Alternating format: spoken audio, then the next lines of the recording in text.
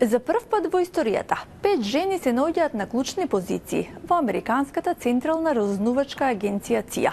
По повод Меѓународниот ден на жената, своите искуства ги пренесоа на трибина во Вашингтон.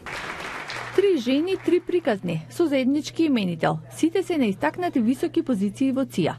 На Сонја Холт, првиот контакт со агенцијата е бил во средно училиште, кога биле презентирани можности за вработување. На 18 години станала дел од ЦИА. По 36 години работно искуство, вели дека менторството е клучно за ангажирање на најквалитетните кадри. Многу е важно да се создаде чувство на припаѓање и инклузија во секоја агенција.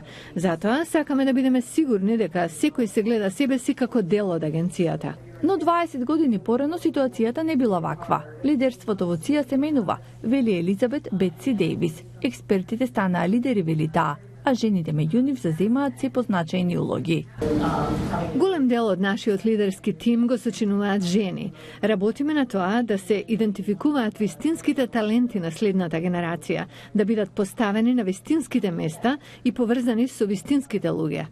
Но овие жени, кои често имаат работни обврски како што гледаме во филмовите на Джеймс Бонд, се и мајки. Дейвис не само што успешно го носи товарот на работата, таа е мајка на 5 деца. Дали е пречка? Апсолутно не. Дали е предизвик? Да. Понекогаш е предизвик. Но животот треба да го исполните со работи кои ви значат. Сите 3 успешни жени за своето искуство зборуваа на трибината организирана од Центарот за стратегиски и меѓународни студии во Вашингтон. Сум работела со НАСА и со други агенции, но не сум била на места каде толку многу се инвестира во обука на лидери и во пренесување на искуства на луѓето за да може таа обука да функционира. Денес 44% од вработените во ЦИА се жени, 25% прибаѓаат на малцинствата, додека 6% се лица со посебни потреби.